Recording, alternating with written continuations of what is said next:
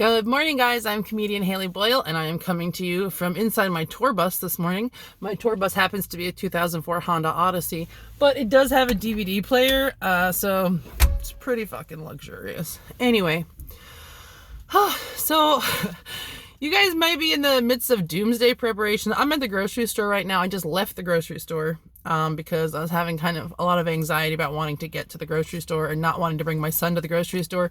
Not because I was worried about him, but because other people are freaking out about kids being in the grocery store and being carriers and whatnot. And well, I wasn't trying to be a pariah, basically. So I had to wait until I had some childcare coverage to go to the grocery store. But got everything we needed. We got the very last almond milk. Feeling like a freaking boss. Didn't even spend all my money, which is good because a couple of the donations are being held by PayPal. Just a whole other thing. I called them, waited on hold. They called me back. It's on hold, this whole thing. But whatever. We have what we need. Everything's good.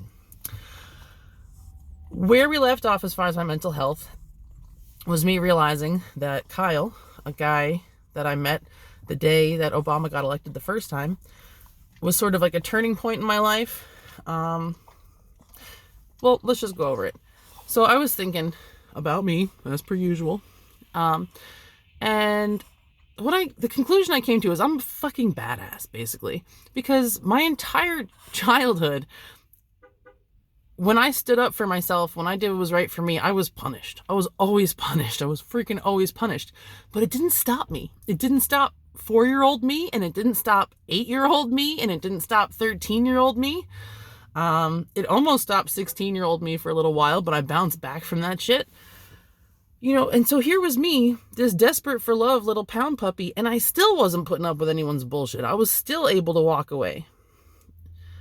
And after Kyle, he's the dude who pretended to be Irish. He was already married and blah, blah, blah, blah, blah.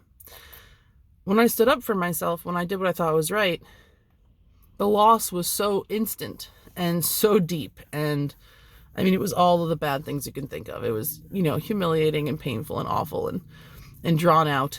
It was very drawn out. There was letters from prison and whatnot. And that finally changed me. It was enough that I started putting up with a lot more because I never wanted to feel like that again. I went through abandonment repeatedly growing up, but it didn't change me. It gave me some fear and all that stuff for sure. It gave me some issues, but it didn't change the way I thought about myself. It didn't change what I thought was appropriate for me and all that. My relationship with Kyle did. And after Kyle, oh God, I dated this dude, Antoine, and I never wanted to be with him. He was just really persistent. And then he was like, I'm in love with you and we're getting married. And his mom was calling me and I was like, I don't even want to touch this dude, let alone marry him.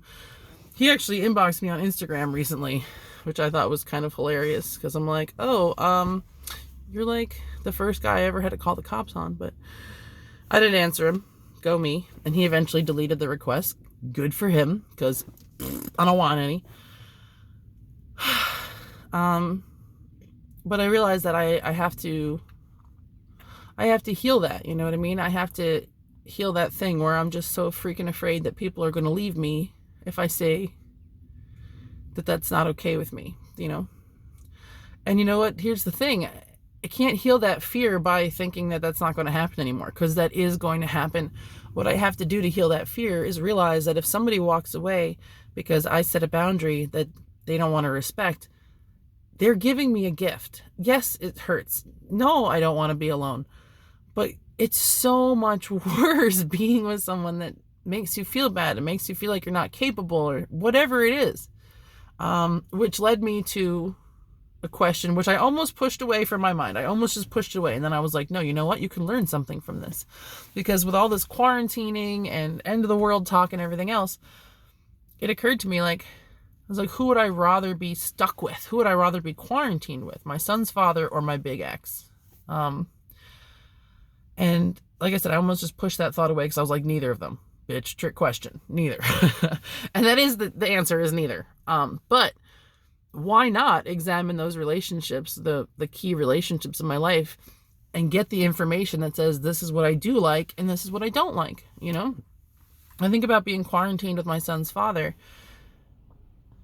I don't want to. I don't want to, because none of the good stuff outweighs the fact that I will never, ever, ever, ever, ever feel even a little bit comfortable or at ease with him, because I will always be able to sense that he's not telling me the truth. I don't know why. I don't know what the actual truth is. It leads me down dark paths of trying to guess and all this crap. And so none of the good stuff will ever make up for that, because I will never, ever, ever, ever be happy even having him in my head, because I know he's lying to me, and that tweaks all of my fucking problems. All of them. Literally all of my fucking issues are tweaked by lying. And it also means I can never be at ease around him. I can never be myself around him, which means we have absolutely zero chance of ever having the kind of fun and joy and laughter that we used to have. But it also lets me know that one of the things I really loved about him in the beginning was that he was very physically affectionate. So was Kyle, the dude who pretended to be Irish and all that. The hand holding, the hand on the lower back, all that stuff, like physical closeness. I never felt uncertain about reaching for them. I knew that if I reached out for his hand, it would squeeze back. With my big ex, that was not the case. We had great sex. He loved to cuddle me, all that stuff. But in public especially, he always made me feel unworthy, like he was somehow ashamed to be with me, or like I was on the other woman and at any minute his wife was gonna show. I always felt like a fucking side piece. I don't think it's because I was a side piece. I think it's because he didn't want a real relationship, and so he did whatever he could to minimize it and keep it from developing. I also remembered just with my son's father, just the difference in our relationship styles. Like, he had established rules that were meant to keep us together, like we never wear pants to bed and always say I love you when we say goodbye. And I thought those were great ideas until I felt him disconnect from me, and he still wanted to say I love you and kiss me goodbye. And I just, every time, him going through the motions, to him, that was maintaining what we had. But for me, it was killing it. It felt wrong. It felt dishonest. It made me paranoid. And again, it's not the truth. I can't deal with not the truth. I'm sorry, but that's how my brain works. I love admitting when I'm wrong. You know why? Because I like the accuracy. Because I like to go back and correct the record. Because that's how my brain works. It's not about my pride or my ego when it comes to that shit. I need it to be accurate, okay? And when I know you're not telling me the truth, I can't fucking think about anything else. What is the point of all this? The point of all this is that in my next relationship, I know that I need a man who is honest. I know that I need a man who is affectionate. I know that I need a man who, like my big ex, stepped in, took responsibility. I don't want to be the manager all the time. I don't want to be the boss all the time. I don't want to have to call the shots. I want someone who's competent and confident and not lazy enough to get up and participate and do their part without me having to manage them and tell them what to do. And that was probably my favorite thing about my big ex. I never, ever had to tell him what to do. I never had to say to him, do this, clean up that, ever once in our relationship. In fact, a lot of times I would turn around and shit would just already be done. Shit that I thought I was going to have to do. And that was a freaking delight. He was always stepped in with the baby. He never made me feel like I was a burden for having a baby or any of that crap. Whereas my son's actual father has zero ability. Living with him was like living with Pigpen. He couldn't get him to just even clean up after himself, let alone help around the house. Like, he just had like this old school mentality, like, I'm going to go to work and then I'm going to come home and you're going to do everything else. Although his job was a fucking terrible job. He made terrible money. He never had any fucking money. Now, whether he was drinking it, eating it, snorting it, supporting kids, I don't know. Who fucking knows? But I was at home, dirt poor, cleaning and cooking and washing his clothes by hand so that he could be gone all day in my fucking car to come home with fucking nothing. So it just, no, I'm not interested. My big ex worked tons of hours, and yeah, it was really fucking hard to deal with, but he at least had a job that he A, cared about, B, was good at, and 3, he kept his fucking promises. When he made goals, he actually stuck to those goals. It wasn't just talk. With my son's father, it was always fucking talk. Oh, no, by September, I'll have enough. I'll put a down payment on a car, blah, blah, blah. Nothing ever happened, ever, ever, ever. My big ex, I'm going to pay off this bill. I'm going to buy this camera. I'm going to get this for my kid. Guess what? Like fucking clockwork, he does it. And that means when a wrench is thrown into the works, he's responsible enough to fucking deal with it. Now, I don't have that power. So to me, that's a complementary skill set. I could use that kind of person in my life. I think he, if he were open to it, could have used someone who had a little more whimsy, a little more of a woman's touch, make things a little more comfortable for him and give him that specialness that life lacks, sometimes when you don't have a partner, especially a female partner. That little Leslie Nope touches. You know what I'm talking about? Anyway, final vote.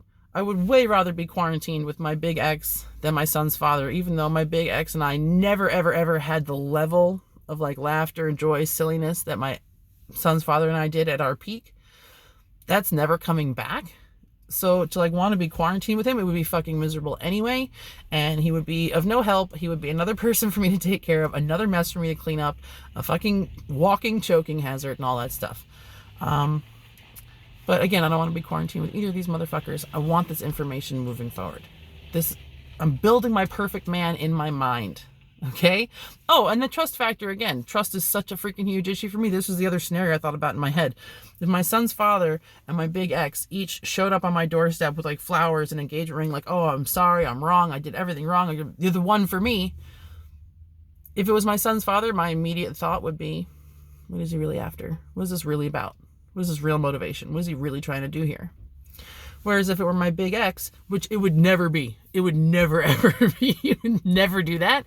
But if by some crazy circumstance he did, I would actually believe it was because he actually wanted to marry me and not because he was running some kind of scam and this was like a piece of the puzzle and something he had to do to get what he wants and get where he's going. So yeah, hands down, big X. Even though I'm the type to want the original package and the box set and all that stuff. So I think that's growth. I know it sounds crazy, but I think that's growth. Because for me, my brain wants it to be my son's father, wants it to be the original set, wants to have chosen right. But I'm in a place where I can be a grown-up about it and be logical about it and be realistic about it and say, this man doesn't have the characteristics I want. In fact, I would rather be with a different crappy ex than even that guy. So I think I'm on track for choosing a guy next time around that actually makes sense for us. It's a really freaking long video, guys, and I gotta go put these groceries away and start doomsday prepping and like building some sort of hydroponic system to regrow lettuce and shit like that. So good luck, stay safe, wash your hands, be nice.